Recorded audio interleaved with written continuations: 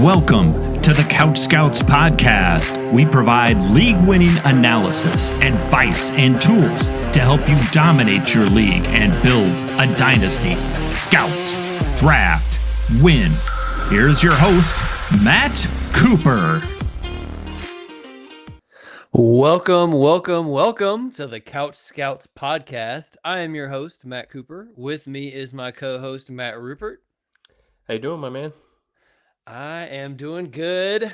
Jackson is out this week. He's in the middle of a move and he's temporarily without internet.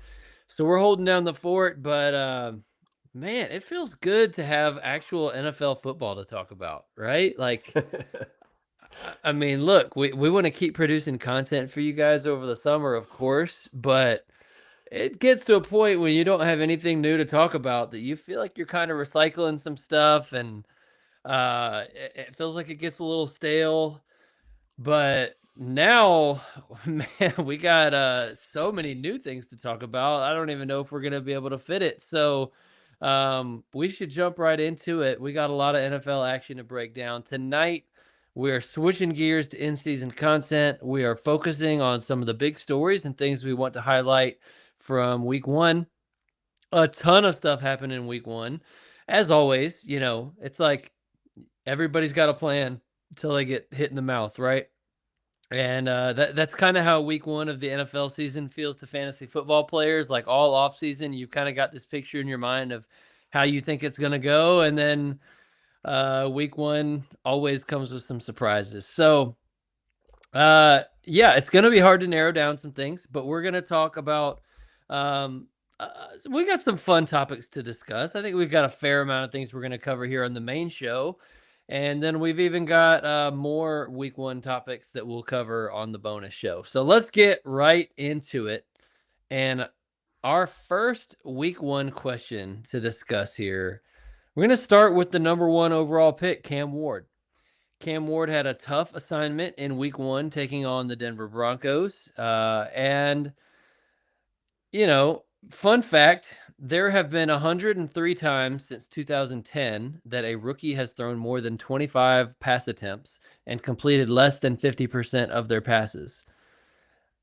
Out of those 103 times, Cam Ward's performance was the sixth worst for fantasy.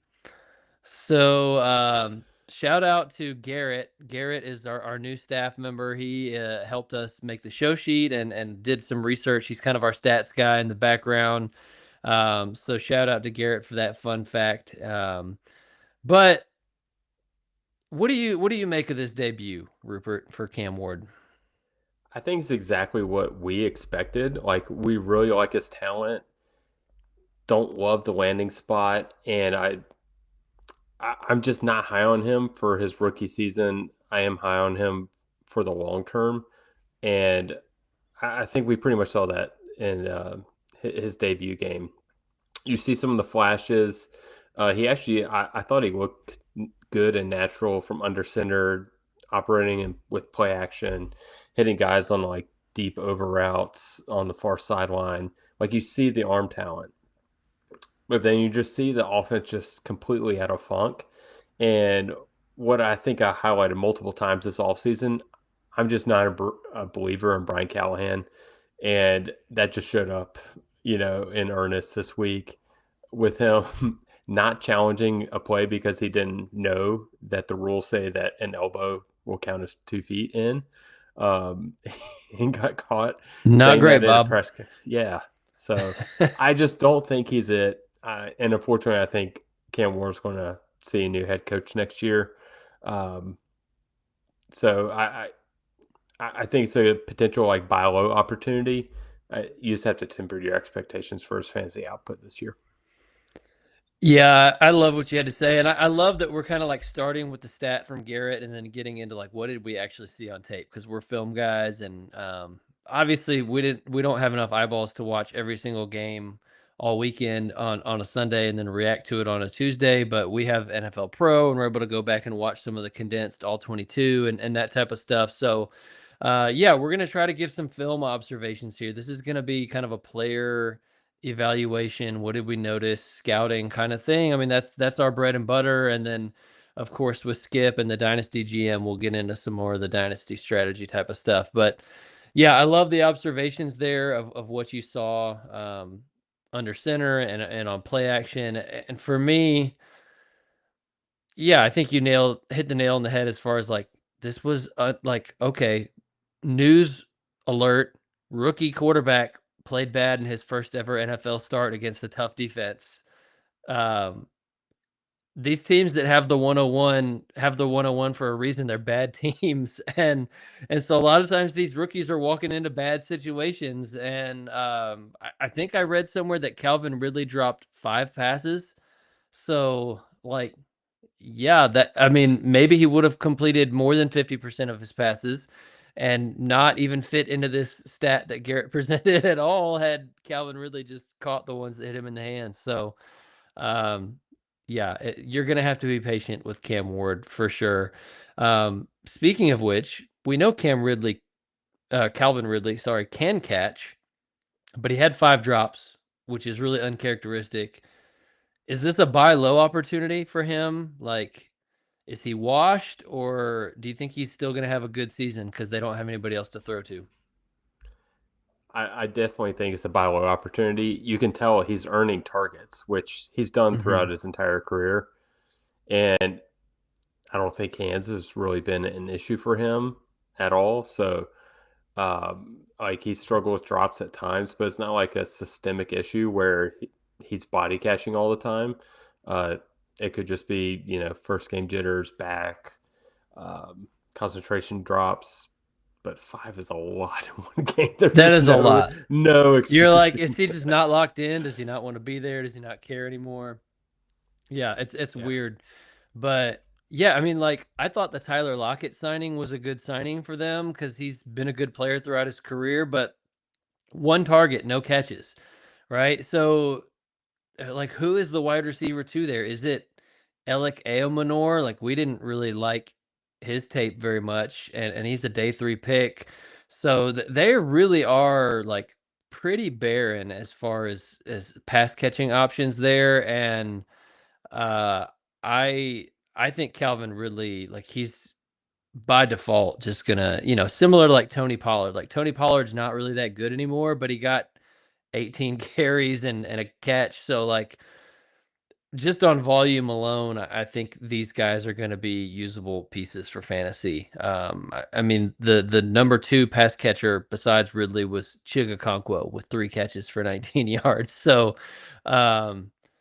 yeah, Calvin Ridley is the guy, and I do think it's probably a buy low, and they'll see easier defenses, I think, throughout the year than this Broncos team was. So, let's move on to our second topic here, and Keon Coleman.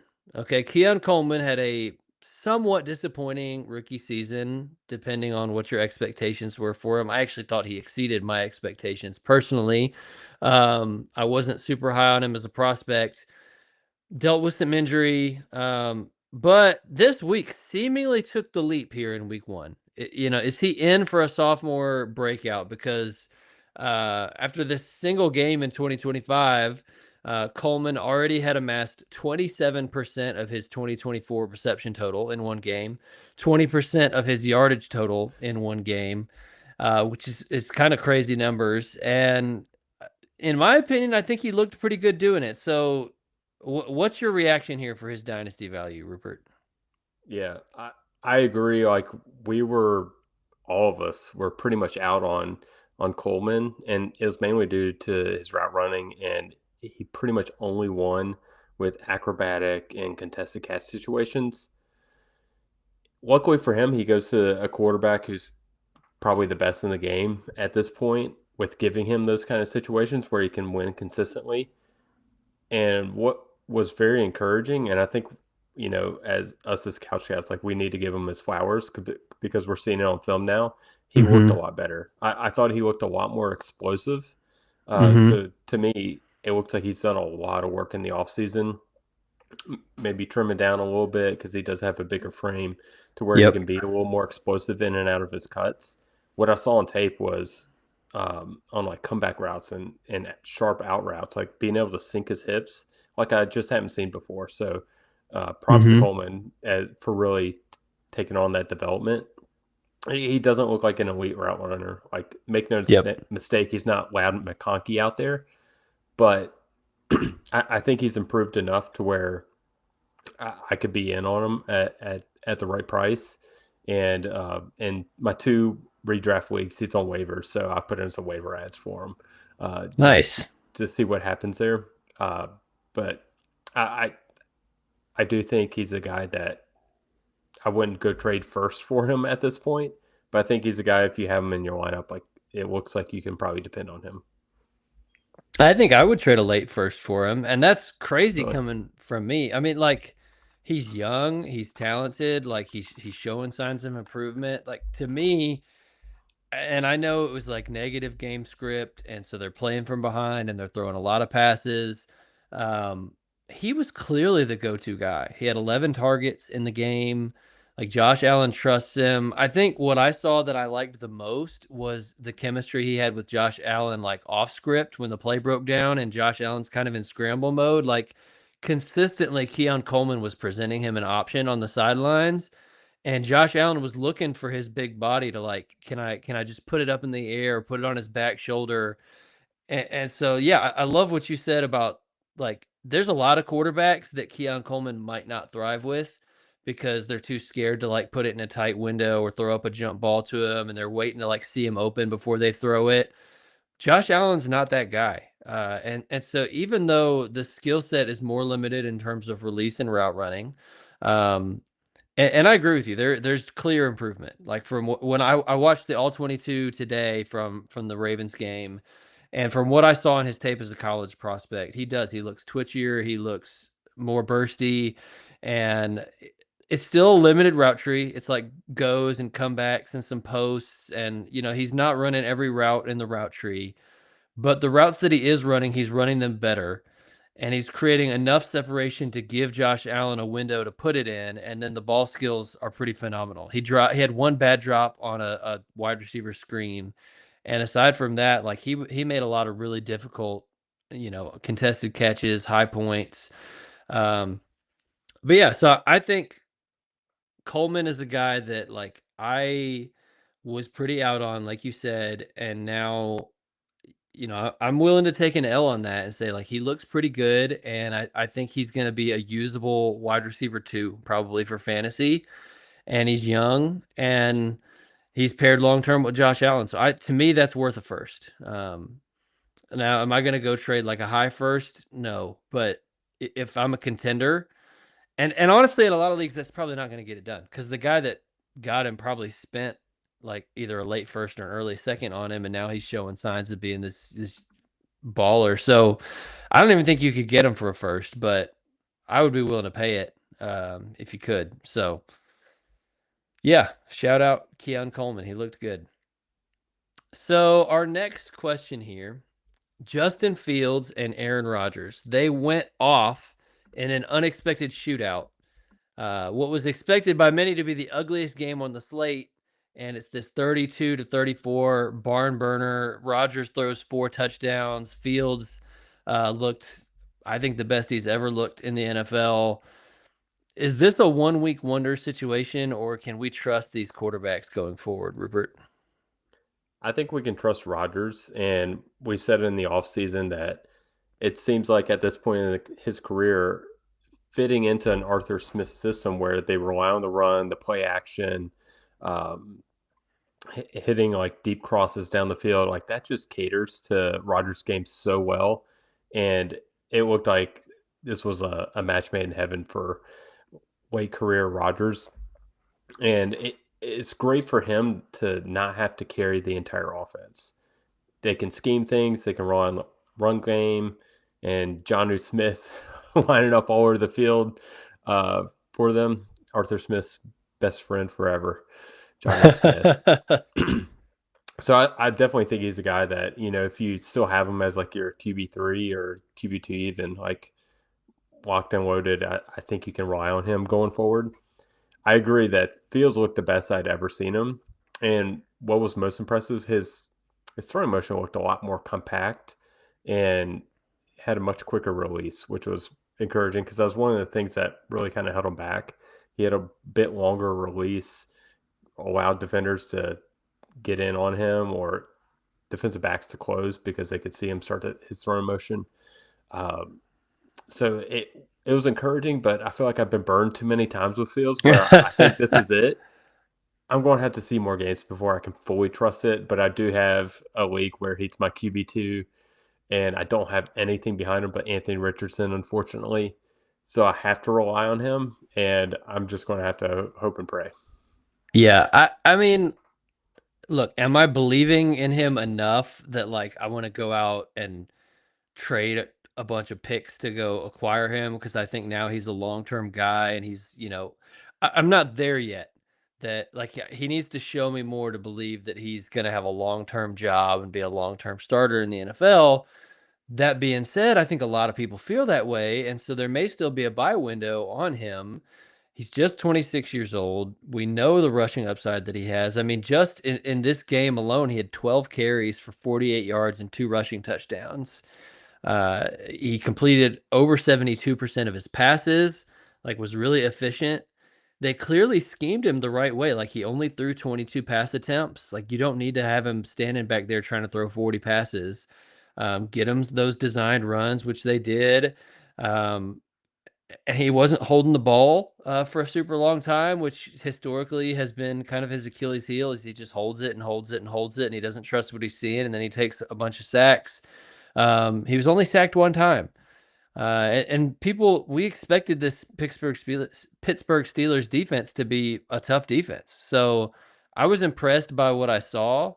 And yeah, he seems like he should be a good usable fantasy asset this year. And if he keeps playing this way, he will earn a long-term job and his price will go way up because then you got a young franchise quarterback with rushing upside, which everybody loves. So interested to see how that one's going to keep playing out with Justin Fields. So on the rest of this main show, we are going to be talking rookies and what did we see out of the rookies in week 1.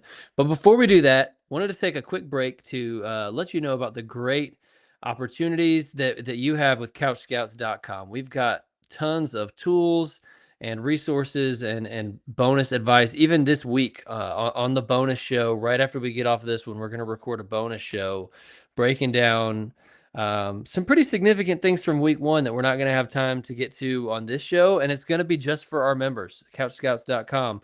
So we're going to be talking about Quentin Johnston. We're going to be talking about Kayshon Boutte, Javonte Williams, what to do with Dolphins offensive players. Like all of that we're covering and more on the bonus show just for our members. We have a rookie guide, which obviously, rookie season is kind of over in the sense of, your rookie drafts have happened. But guess what? If you buy an annual package today, you're going to be locked in and have next year's rookie guide and you're going to be covered. We go 70 plus prospects deep, in-depth breakdowns, film breakdowns, rankings, all that kind of stuff. We're getting ready to add dynasty rankings as a product on the website, and we're not raising our prices for it. We've got one-on-one consultations where you can get 30 minutes with one of us to go over a dynasty roster if you're choosing, all kinds of things. So definitely get in at CouchScouts.com. You can buy a whole year's worth of membership for as little as $50, which I think is a great value. That's less than $5 a month. So get in there, check it out, and join the Couch Scouts family today. So let's continue on. I would say rookie stuff is kind of our bread and butter. So we're going to get into how do the rookies look in week 1. And we're going to start with the positives. And there's a lot more positives than there are negatives, in my opinion. We're going to talk about it. But what are some of the rookie performances that you were most impressed by? We're each going to shout out a few, but I'll start with you, Rupert. I'll actually call a slight audible here and call out 2 Browns players. Okay.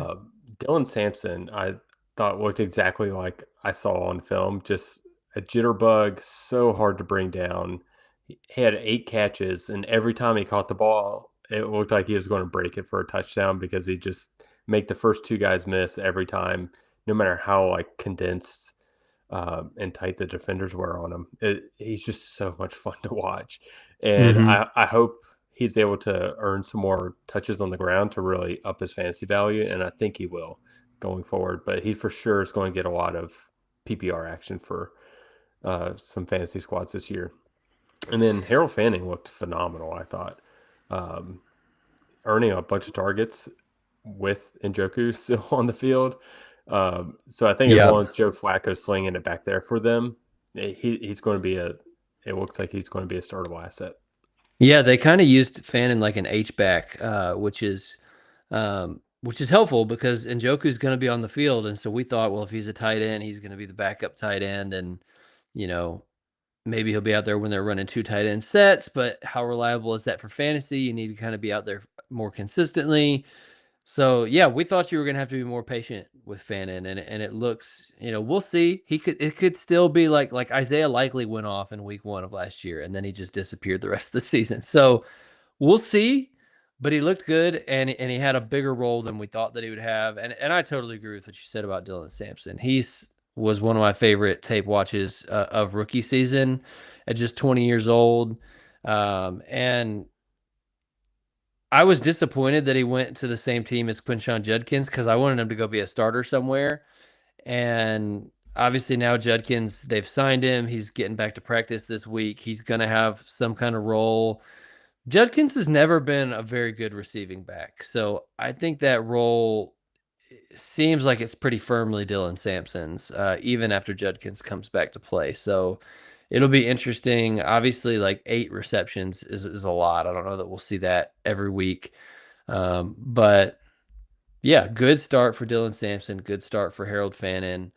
For me, I got to talk about JCM, Ja'Cory Krosky Merritt, Bill. Everybody loves Bill, right?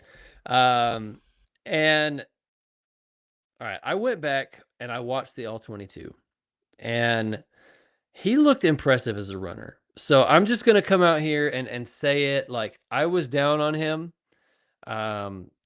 We added him as a late, like, post-draft add to our rookie guide because before the draft, we didn't even really think he was relevant enough to talk about. And then he went to the Commanders, and they had that pretty open running back room, and the rest is history. I still kind of thought he's going to be like this year's Kamani Vidal. Like, people are just in love with the situation, but the player is just meh. Now, we only had a 2-game All-22 sample size available to us to study, so it wasn't even a big enough sample size for us to give a film grade. And the production profile in college was pretty cheeks, if I'm being completely honest. Like, at the G5 and FCS level, I would have expected better. And then he's like a year removed from playing football because of some eligibility stuff. So there were, like, his prospect profile felt like a really, really long shot, but there wasn't that much tape. And now I'm sitting here watching the All-22, and I'm like, he kind of looks like a baller. Like, he showed really strong patience and vision, nice dead leg cut, like stop foot, go foot, in and out of his cuts. Good burst for a big guy, excellent power. He was moving the pile, breaking some tackles, threw a great lead block on a Debo rushing touchdown that the coaches are going to love when they go back and review the tape from week 1. Now, the receiving game is subpar. I think he got 1 target that I saw, and it was a very catchable screen pass, and he dropped it. He basically had no receiving on his college production profile either. So he's not taking that from Eckler anytime soon. It's going to continue to be a committee, and it's always a risk for a day 3 guy, of course, long-term, that he gets replaced in the offseason. But I will say, after watching the tape, he definitely stood out to me as a runner much more than I thought. I was consistently watching the tape, like, wow, he looks really good. So he's got juice, he's got power. I'm officially buying into him as a solid RB2, at least for this season. I was highly skeptical, so taking an L here. I even said, I think on the podcast with Skip last week, I was like, if I miss, I miss. I'm okay with it, and I got to live with it. But he just wasn't a profile that I wanted to gamble on. But for those people who did take the gamble, looks like he was a steal. Yeah, I hope people appreciate that. We're willing to take an L whenever we need to. I didn't watch all 22 on him, but from what I saw on Red Zone, I was like, "Ooh, deadlift cut! Look at that!" And getting to the outside after it, um, yeah, it looked like a different player than what I saw in preseason. Preseason looked so meh to me. But the So preseason, like we didn't get the all 22 either, which, yeah, like whoever runs NFL Pro, like I love it. It's an awesome thing, but I don't know why we didn't get it for the preseason. Like I wanted to watch more than the broadcast view on the preseason games. But yeah. anyway, that's neither here nor there. So who's your next rookie that impressed you from week 1? Going with a homer pick with Tatario McMillan, T-Mac. Just looked exactly like who we thought he was. Just a physical presence on the outside, fighting defensive backs for position, one-handed snatch. That was super impressive. But unfortunately, the Panthers' offense is just a complete mess. O-line was garbage. Didn't allow really any time for Bryce, and Bryce didn't make up for the offensive line, unfortunately. He was so close to having like just a monster debut. He had a post route where the defensive back like grabbed his arm and pinned it back, and that should have been pass interference. And then he also had, and it would have been a long touchdown had it. yeah. Had So that not happened. if that could have counted, and then he also had another potential long touchdown on a 9 route on the left side, stacked to the defender like right away, yards of separation. But there's a blitz from the other side, and Bryce didn't see it and got smacked. So there's like 2 long touchdowns. Like he saw McMillan, he was getting ready to throw it, and then just got hit as he threw and couldn't get the ball there. And McMillan was so open. Yeah, so I agree with you. He looked like a stud. It's crazy that he's got 9 targets, and we're like he should have been peppered with more targets. Yeah, because it just felt like Xavier Legette stinks. Like what are we? Oh man, like I can't wait for Coker to come off IR because we need something. Like they traded Thielen, which I think was a mistake, and then Coker gets hurt. Now you're bringing Renfro back off the street, and I love Renfro. He made some nice plays. There were some drops. I saw Jatavian Sanders drop a pass, and so yeah, a lot of things that were not helping Bryce out. But Tet is like T-Mac. That's what they got. Like that's the offense right now, and it's crazy. Like day one of his rookie year, you're like, just get the ball in his hands every play because he's your best player. But it's true that's how it felt. So yeah, love that call out. Nobody's going to be surprised to hear us talk about Travis Hunter, but I feel like I need to. I watched that whole game because I'm a glutton for punishment and I'm a Panthers fan. I think Travis Hunter looked better than the box score would indicate. He was heavily involved before the rain delay. I think there was a rain delay in the first quarter that lasted like over an hour, and he had like 4 catches in the first quarter. Clearly, they like schemed him. I think some of those early like scripted drives, they're like, let's get the ball in Travis Hunter's hand and get him comfortable and get him in a groove. And but he finishes with 8 targets, which is pretty solid, pretty respectable outing there for a rookie wide receiver. He played 6 snaps on defense. So for everybody that's worried about, oh man, how much is he going to play cornerback? Is he going to be exhausted? Is he going to be just super part-time on offense? Like we've been telling you all along. Since January. Since January, he's way too good on offense to not be like a featured part of the offense, and he's just he's all right at corner. So anyway, Travis Hunter though, like the average depth of target, the yards per catch, like some of those things were low. It was a lot of short underneath stuff. Early in the game, ran a very nice slant route. Just great twitch of the hips to get open right off the line of scrimmage immediately. And then some good yak to pick up a first down.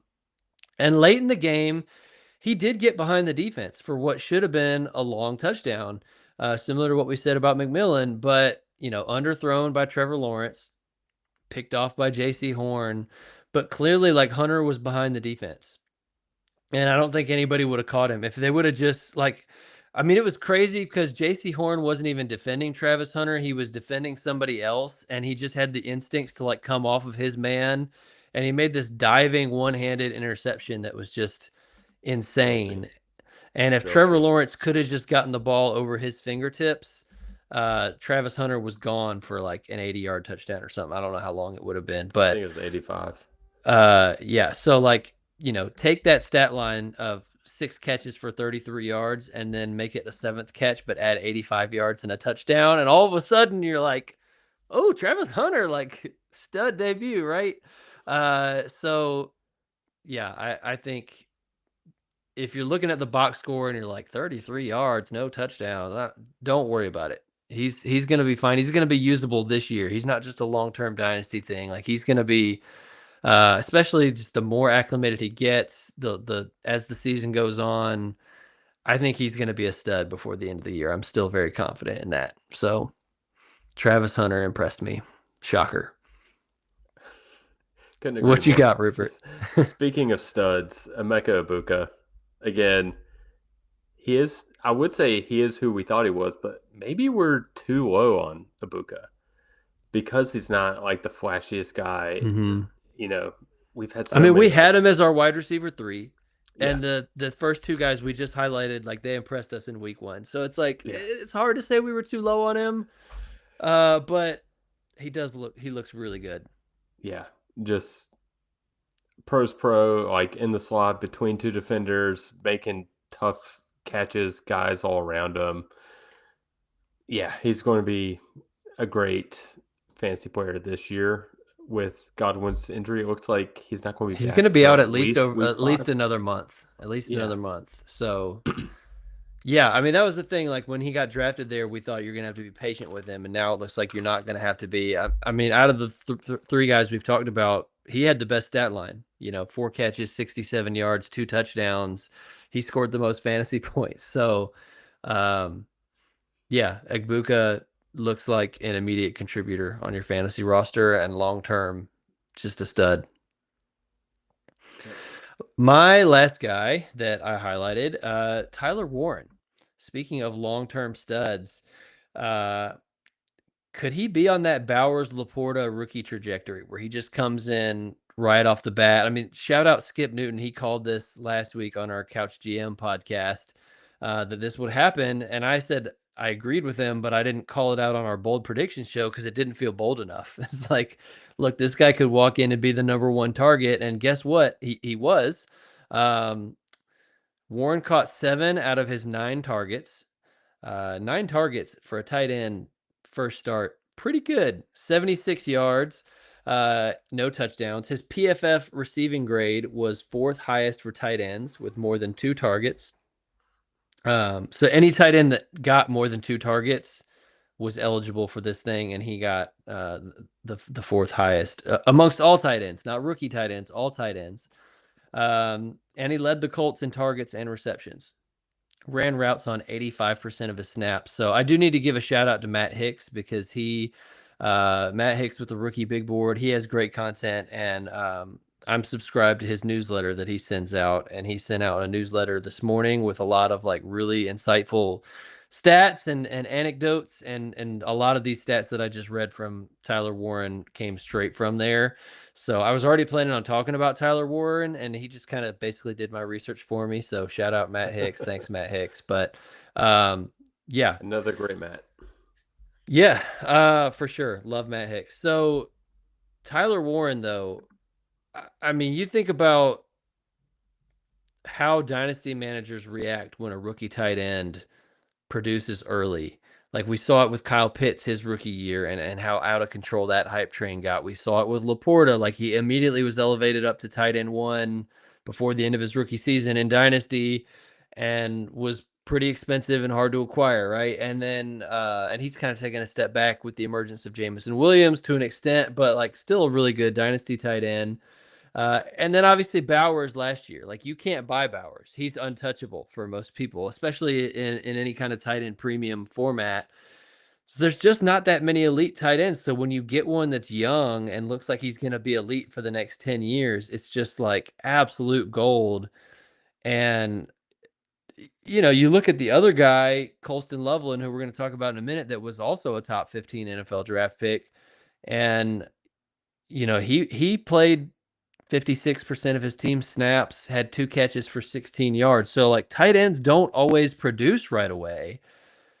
And when they do, it's like, okay, you have my attention. Like, and so if Tyler Warren keeps doing this, and it looks like he could and should, um, I think in a couple of weeks, like maybe there's a buy window. I think a sharp player is not going to sell him to you. But if you're like 76 yards, no touchdowns, like go buy him, because I think if he continues on this trajectory, and he should, he's going to be basically an untouchable dynasty asset before the end of his rookie season. So,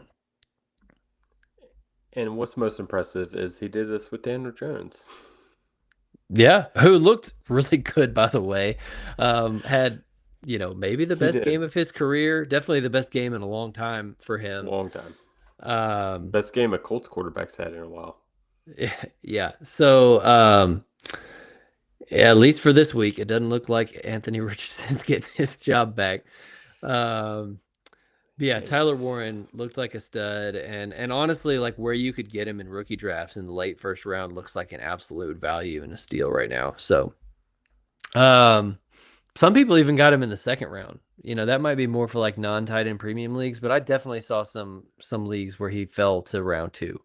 So, yeah, great early signs from him. So we're gonna flip to the negative side, and I just shouted out Matt Hicks, and I have to say something else that he sent in that newsletter really stuck out to me. He said, let me find it. He said, "No week 1 losers for the rookies. I do not make significant negative adjustments until I have at least a 2-game sample size. Good vibes only this week." So when we talk about who's not impressing us, first of all, they're rookies. It takes time. And honestly, I don't even think there's that many rookies that like played a ton and then also played bad. Like Cam Ward would probably be one of them. And there's one more that is debatable that we'll talk about. A lot of other guys, it's like they're just not, they haven't earned that significant role yet, but it doesn't mean that they won't at some point. So we're not saying panic on any of these guys necessarily, but we will have a brief conversation about who didn't impress you, while also keeping in mind that it's week 1 of their rookie year. So the first one I've got on here is Genty. Genty seems like kind of the obvious one, as I was like even going through box scores, like what rookies like played a lot and also didn't impress very much. But like Genty's touchdown was nice. It was like vintage Ashton Genty, what we saw at Boise State, but 2 yards per carry. Not gonna get it done, right? The box score is a little ugly when you're like, okay, he took all these touches, and yes, he did get in the end zone, but yeah, 19 carries for 38 yards is pretty gross, and was less involved in the passing game than maybe we would have liked or hoped. But all that being said, big workload, which is great and exactly what we thought and hoped for. And we know he's talented, and I'm sure better days are yet to come. So my advice would just be like, don't panic at all. Do you agree with that, Rupert? Absolutely. And maybe see if someone is panicking. I was able to just transform in a redraft league, which was nice. But yeah, totally agree. It's just one game. We know his talent. I think they need to get some things sorted out on their offensive line. Yeah. So outside of season. Yeah, so outside of Cam Ward and Ashton Genty, who are 2 guys that like played in a full-time role but didn't necessarily impress, is there anybody else that you can think of that even fits that category? No, from a rookie standpoint. Really comes to mind. But we are going to talk about a few people that haven't earned their way into a big role yet, and will they as the season goes on. So the first is our guy Elijah Arroyo. We've talked him up all off season. We love Arroyo. He had a 31% snap share, just 16 snaps compared to 44 for AJ Barner.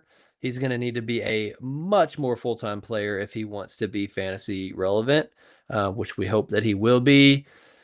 Any thoughts there? Like, is this just week one? They're going to make him go out and earn it over the vet, and you think that will kind of balance out over the course of the season? Are you worried at all? What do you think, Rupert? Yeah, I think it's going to balance out for sure.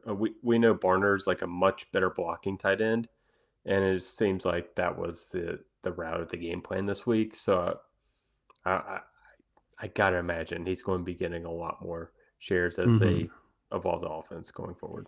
Yeah, he's also kind of a raw player. Like, he's a freak athlete, but still has some developing to do from the more technical aspects of the game. So, yeah, not panicked on Arroyo yet. Caleb Johnson, 2 snaps, not 2%, just 2 snaps. Rough. A lot of these other depth charts, they lied to us, right? Like, Bill Krosky-Merritt was not RB4. Travion Henderson was not RB3.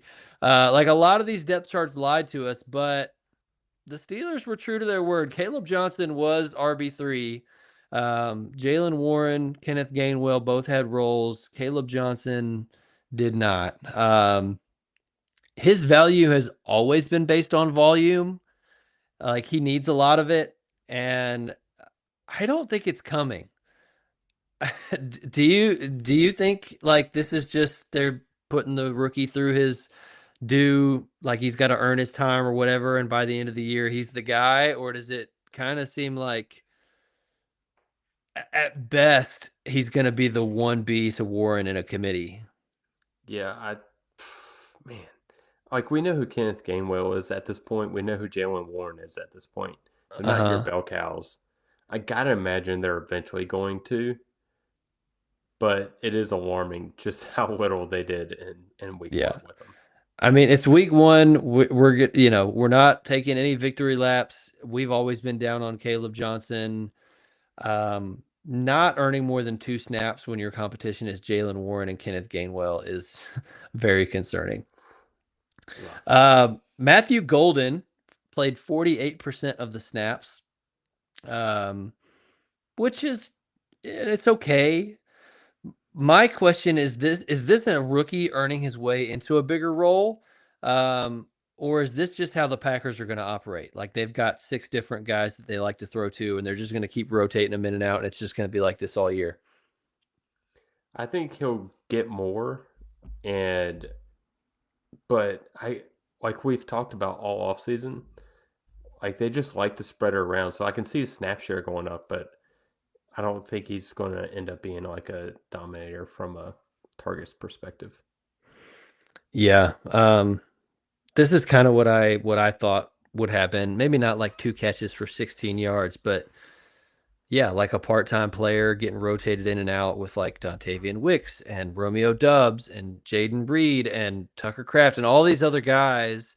Like, I did not think that Golden was going to come in and just be the alpha and the go-to guy and playing a full-time role and earning all these targets.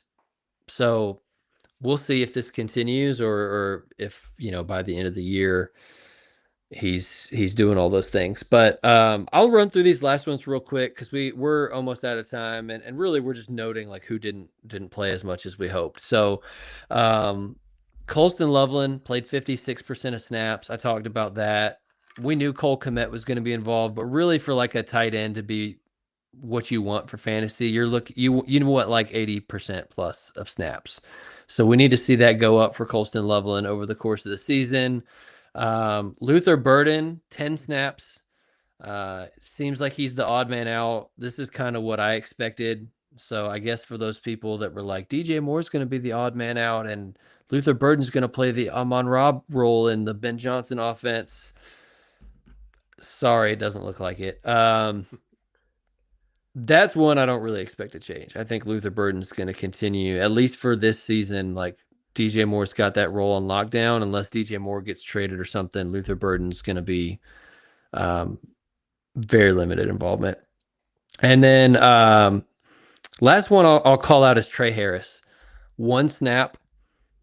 1. one snap for Trey Harris. And, it was one of those things like when he was drafted to the Chargers, we're like, oh, yeah, they don't really have anybody else outside of Ladd. Like, he's immediately going to be their wide receiver, too. And, that's not the case. We're going to talk more about this on the bonus show because I hinted earlier we're going to talk about the Chargers. We're going to talk about Quentin Johnston. We're going to talk about everything related to that team. But, yeah, Trey Harris, one snap. I will say on his one snap, he ran a nice route for a 9-yard completion. So that was good.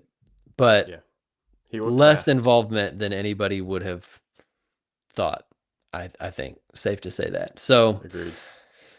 All right, that's all we got. We're at 45 minutes. We're going to wrap this up. But appreciate you guys listening. If you haven't, give us a 5-star review on whatever podcast app you're using. It really helps us as we continue to grow as a channel. Tell a friend, recommend it to a friend. I know fantasy people like to keep their secrets, but we hope you'll tell a friend about us. And join our great community Discord. It's completely free. The link is in the show notes. We just want to get to know the people that listen to our show. So hop in there, join us. Game day chat was exploding all day on Sunday. It was pretty fun. So all that being said, appreciate you guys. We'll see you next week and have a blessed night.